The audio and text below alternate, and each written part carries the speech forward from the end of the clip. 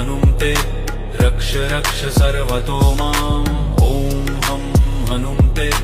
रक्ष रक्ष सर्वतो माम् पूर्वे हनुमान् कपिमुखधारी रक्षतु माम्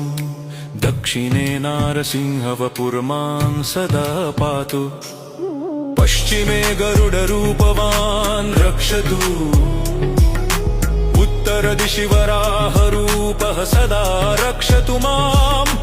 ऊर्ध्वे हयग्रीवविग्रह पातु मे शिरः अधस्तात् ब्रह्मास्त्ररूपः पातु पादयुग्मं सदा मम अष्टदिशि रक्षतु पञ्चवक्त्रः स्वप्ने जागृति गच्छहं पश्यन्तं हसन्तं चलन्तं सर्वदा रक्षतु हनुमान् महाबलः ॐ अञ्जनीसुताय महाबलाय रामदूताय नमः।